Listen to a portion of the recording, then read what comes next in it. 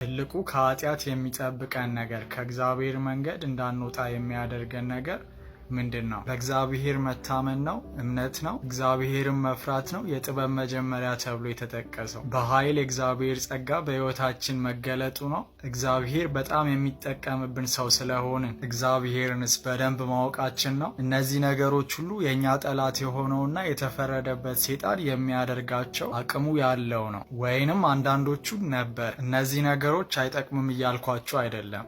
ነገር ግን ከነዚህ የሚበልጥ ነገር አለ። ያዕቆብ ምዕራፍ 2:19 ላይ እግዚአብሔር አንድ እንደሆነ ታምናለህን? መልካም ታደርጋለህ። አጋንንቶችም ደግሞ ያምናሉ ይንቀጠቀጡማል ይላል። እዚህ ክፍል ላይ አጋንንቶች እምነት እንዳላቸው፣ ክፉ መንፈስም እምነት እንዳለው እናያለን። ከዛም ባለፈ ደግሞ እግዚአብሔርን መፍራት እንዳላቸው እናያለን። መፍራት ብቻ ሳይሆን ይንቀጠቀጡማል ነው የሚለው። ብዙዎቻችን እንደውም እግዚአብሔርን ያን ያህል አንፈራውም። ከኛ የተሻለ እነሱ ይፈሩታል። የሚፈሩት ደግሞ እውቀቱ ስላላቸው ነው። እግዚአብሔር ምን ያህል ኃያል እንደሆነ ሉዓላዊ እንደሆነ ስለሚያውቁ ነው። ኃይልን መቀበል፣ ጸጋን መቀበል ደግሞ ሴጣን ከመጣሉ በፊት የነበረውን የተሰጠውን ኃይል ማየት እንችላለን። የመላእክቶች ሁሉ ምን ነበር? አለቃ ነበር። ነገር ግን ያ እግዚአብሔርን ከመበደል አላስቆመውም። ስለዚህ እምነት፣ መፍራት፣ እግዚአብሔርን ማወቅ፣ የእግዚአብሔርን ኃይል ማግኘት እግዚአብሔርን እንዳንበድል ከእግዚአብሔር መንገድ እንዳንወጣ አያደርጉንም። ይጠቅሙናል። ነገር ግን ከነሱ በላይ የሚጠቅምና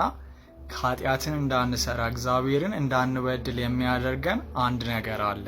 እርሱም ፍቅር ነው። እግዚአብሔርን መውደድ። እነዚህ ነገሮች ሁሉ ቅድም የጠቀስናቸው እምነት፣ እግዚአብሔርን መፍራት፣ እግዚአብሔርን ማወቅና የእግዚአብሔርን ኃይል መያዝ ፍቅር ከሌላቸው ሁሉም ከንቱ ናቸው፣ ምንም ጥቅም የላቸውም። ኢዮብን ስንመለከት ኢዮብ እግዚአብሔር ነበር የተነሳበት፣ እግዚአብሔርን በምንም ነገር ሳይበድል፣ ነገር ግን እግዚአብሔር ሴጣን እርሱን እንዲወጋው ፈቅዶለት ነው ኢዮብ ያ ሁሉ መከራ የደረሰበት። ኢዮብ ያ ሁሉ መከራ የታገሰውና በፈተናው ላይወድቅ የቻለበት ምክንያት እግዚአብሔርን ስለሚወድ ነው። ታላቁም ትእዛዝ መጽሐፍ ቅዱስ ላይ ምንድን ነው?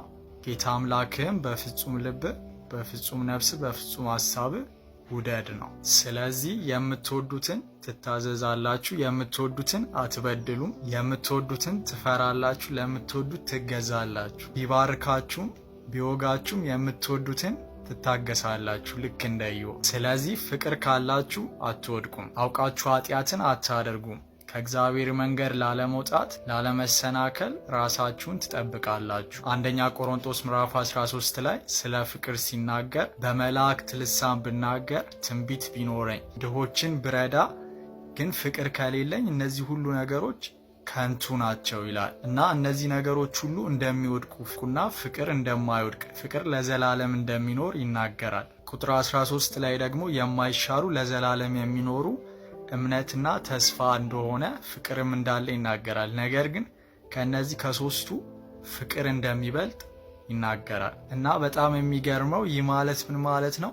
ተስፋ የምናደርገው ምንድን ነው? መንግስተ ሰማይ ነው። ነገር ግን ከዚህም በላይ ምን ይበልጣል? ፍቅር ይበልጣል። ለዚህም ምሳሌ ኢዮብ ነው።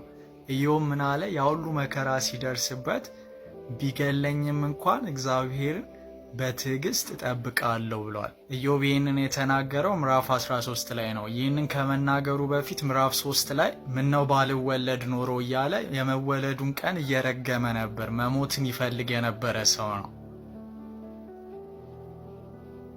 ስለዚህ እዚህ ጋር ኢዮብ እያለ ያለው ነገር ምንድን ነው? ሲኦል ብገባ እንኳን እግዚአብሔርን በትዕግስት እጠብቃለሁ ነው እያለ ያለው። ምክንያቱም ኢዮብ ሞትን የሚመኝ ሰው ነው። እየደረሰበት ካለበት መከራ አንጻር የስጋዊ ሞትን የሚመኝ ሰው ነው። ስለዚህ ኢዮብ ተስፋውን እንኳን የሚጠብቀው መንግስተ ሰማይን የሚጠብቀው እንኳን በፍቅር ነው፣ በይገባኛል ስሜት አይደለም። ሲኦል ብገባ እንኳን እታገሰዋለሁ፣ ታግሼ እጠብቀዋለሁ እያለ። ስለዚህ ከምንም በላይ በፍጹም ልባችን፣ በፍጹም ነፍስና በፍጹም ሐሳባችን እግዚአብሔርን ልንወድ ይገባናል። ከፍቅር የሚበልጥ ነገር ስለሌለ